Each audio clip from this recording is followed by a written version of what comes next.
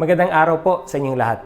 Salamat sa Philippine Coconut Authority for inviting me to your webinar as part of this year's Coconut Month celebration. Gusto ko itong topic ninyo ngayong umaga, strengthening partnership with LGUs to support Coco-Negosyo. Sa Coco-Negosyo, suporta ng lokal na pamahalaan ang masasandalan.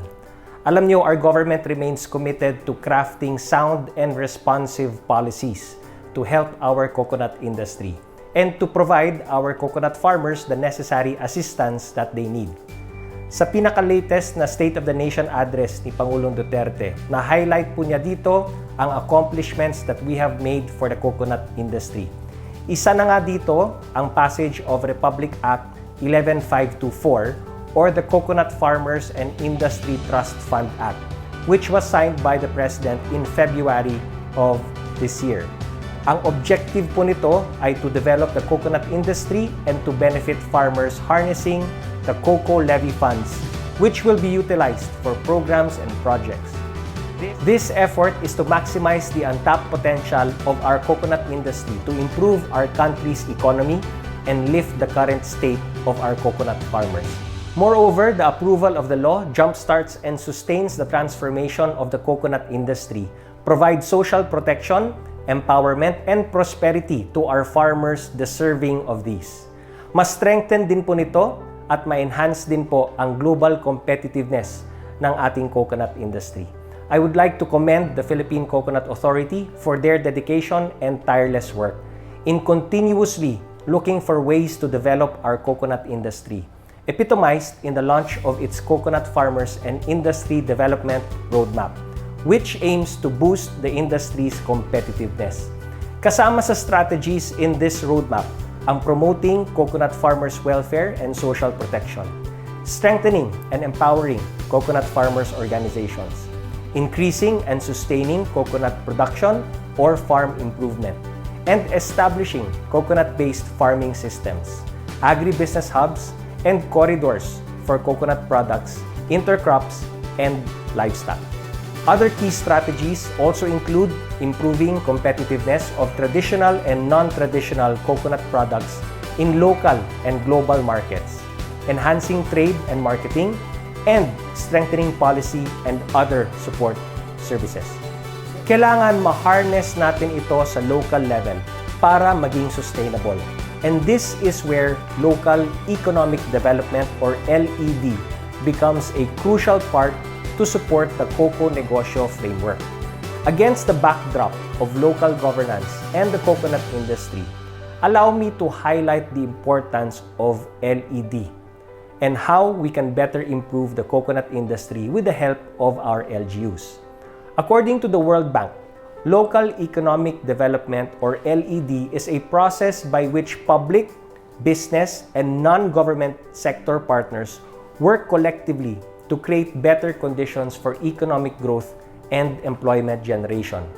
In relation, the Canadian International Development Agency Local Governance Support Program defines local economic development as the process by which actors within the LGUs, kasama dyan yung barangays, municipalities, cities, and provinces, work collectively, which result in improved conditions for economic growth, employment generation, and quality of life for all. Yan din ang gusto natin mangyari sa Coco-Negosyo Framework, kung saan ang mga LGUs ang mag-spearhead ng economic development ng kanilang communities. Kasama sa principles ng LED ang pag-provide ng guidance on how we can harness support from multiple sectors in society, the business sector, civil society, and government to help one another in creating an enabling environment for the coconut industry to prosper. To further promote the sustainability of Coco-Negosyo, developing local and regional entrepreneurship is also critical to shift, modify, or strengthen the approach towards local economic development. Malaki ang role ng ating mga LGUs to further increase the coconut industry's overall competitiveness. Kasama dito ang pag-provide ng technical assistance, market links, capacity building activities, and financial support in the form of processing equipment and facilities through partnerships with national government institutions such as the Philippine Coconut Authority and agencies to partner cooperatives. Studies have shown that institutional support, particularly from LGUs, have been instrumental to further boost entrepreneurship activity. Kaya, ang overall support and role ng LGUs ay napaka-importante para sa development ng entrepreneurship and eventually our coconut industry at both the local and regional levels. May these strategies help you all in one of the most talked about topics concerning local governments, the implementation of the Mandanas-Garcia ruling.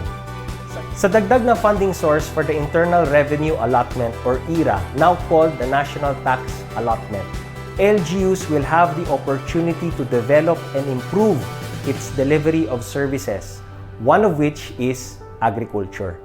Dapat makakontribute ito sa local economic development and local and regional entrepreneurship by creating an economically conducive environment and promoting small businesses at the local level. Siya nga pala, in our fight against COVID-19, ayon sa clinical studies ng Department of Science and Technology, napatunayan na mabisa ang virgin coconut oil or VCO para mas mabilis na gumaling at pigilan ang paglala ng COVID-19 sa mga suspected at probable COVID-19 cases.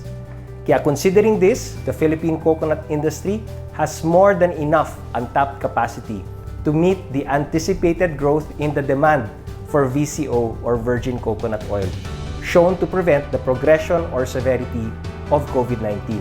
Alam nyo naman, I am an advocate of the use of VCO as a potential safe treatment for COVID-19. At this point, we should be doing everything we can to help those who have contracted COVID-19.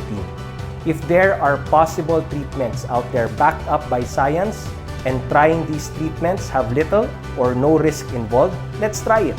More importantly, there are zero risks involved. We know VCO may help them and certainly it will not endanger their lives. With this renewed public interest in VCO, we are now seeing a projected increase in the demand for virgin coconut oil. Sana maging malaking opportunity to para sa ating mga coconut farmers, especially now that many have lost their livelihoods because of this pandemic. With the continued support of our government and other stakeholders, I am confident that we will regain our coconut industry's glory, and we will be able to extend more help to all of our hardworking coconut farmers. May we all have a fruitful and productive discussion in today's webinar and take this opportunity to not just learn, but to strengthen our network to help one another. Daghang kayong salamat kaninyong tanan, mabuhay ang ating mga coconut farmers.